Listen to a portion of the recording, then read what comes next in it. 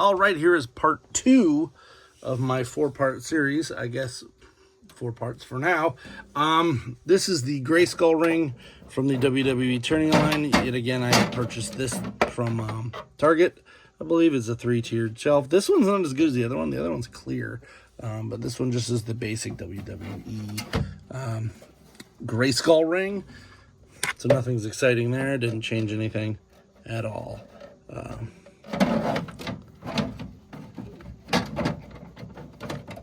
Yeah, man. There you go. Oh, hey, look at it. Popped one of the things out. So, yet again, going to go over the ones I feel like were kind of phoned in. And the first one is, of course, the Ultimate Warrior. Just like the last time, he was kind of phoned in. He's just like a guy who lands on WWEternia and starts messing stuff up. I do like this figure better than the red and white one, though. So we'll give them that. We're going to put him over here.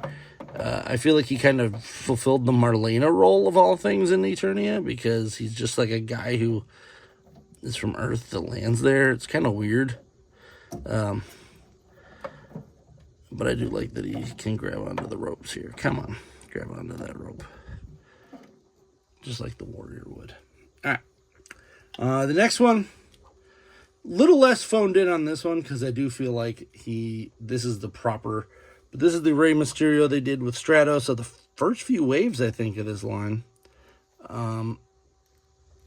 Wow, I just love the way this one looks. It would be nice if they, instead of doing a repaint of this, they did something a little different. But whatever. There is a pink one that is currently out right now. I actually saw it and didn't pick it up because I think I only need the Brutus, the Barber Beefcake. I'm not going to go 100% on this line.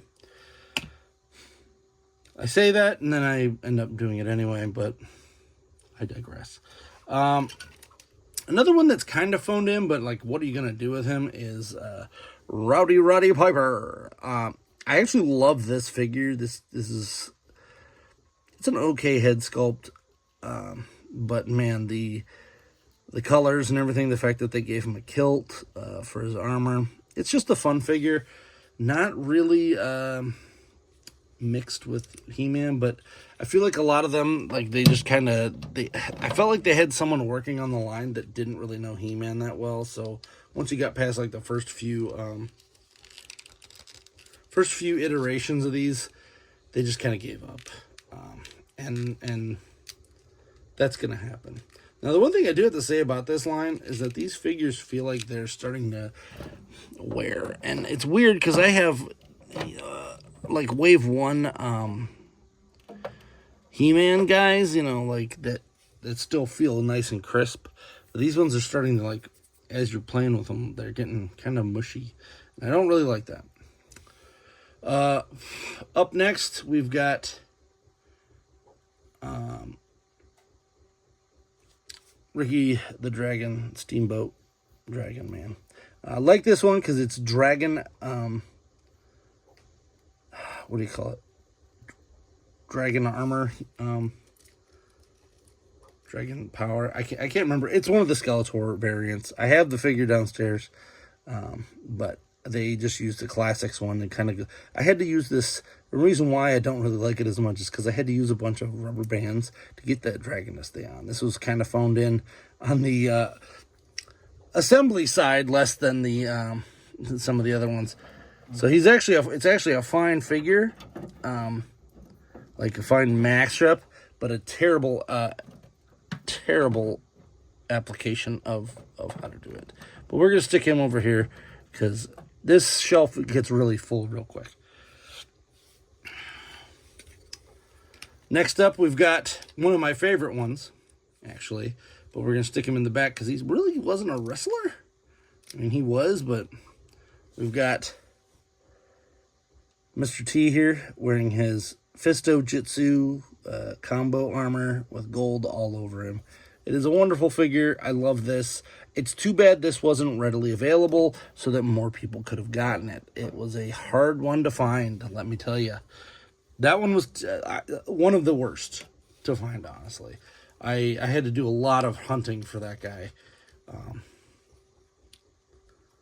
It was not fun.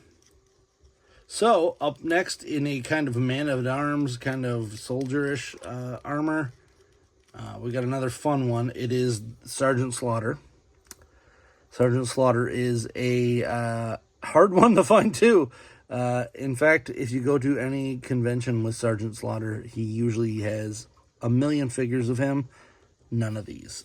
This one, in fact, there was a point where if you bought the one that he had autographed, it was cheaper than getting it on eBay. So the Sergeant Slaughter one is definitely cool. It is also the first G.I. Joe He-Man figure. First Hasbro crossover. Whether they like it or not, that is how it works. I do not make the rules. I simply report them. So, up next, the first He-Man allegory here was a one Jonathan Cena, and this is okay. It is very okay. It's the first time that we got the shorts and this weird shoe combo, and these arms are also the first time that we've seen those forearms. He's got a clear axe, and he's pretty cool. He does have a clear variant, of which I do have, but that's over in the Snake Mountain side, so we'll see that next. We got this. This is of all of them, this is my favorite application. And that is A New Day as Many Faces. It's 3 guys. They put all their faces on the Many Faces buck. It also, you could turn his neck, unlike some of the other Many Faces that we've gotten. But this is wonderful. I don't know who came up with this, but this was damned genius. Not my favorite character, but definitely my favorite application of the Motu license to the WWE. Like, this is wonderful. I don't know who came up with it, but I would love to kiss him on the mouth. You know what? We're going to actually take you. I'm calling it audible here. We're going to put this. I'm going to still put him back there, but I feel like he needs to be in a different, like, setting. Is that better? It's real hard to pose these back here. There we go. That's better. They keep falling down. Nuts. One bad thing is that these WWEternia figures typically did not come with extra hands, so you're kind of stuck with whatever you got.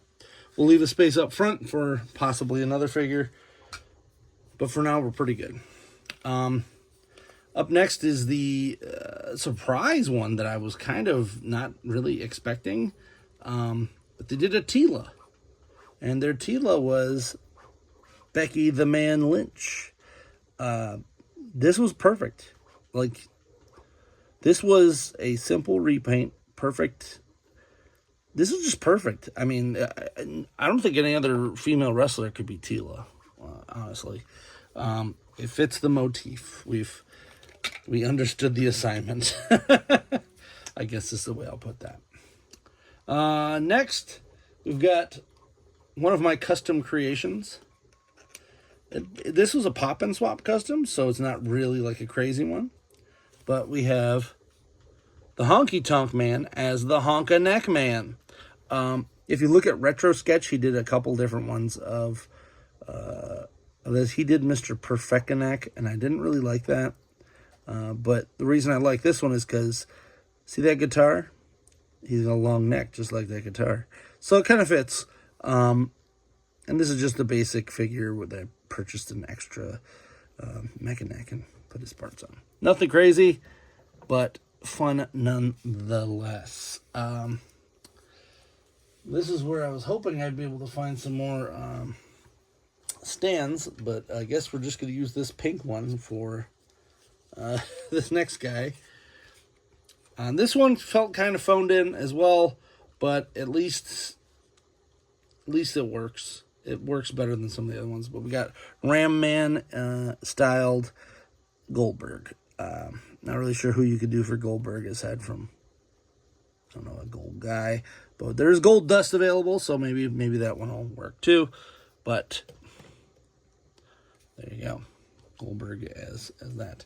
I do have a couple spaces open for some other figures, but right now we're just gonna go over the ones that I got finished.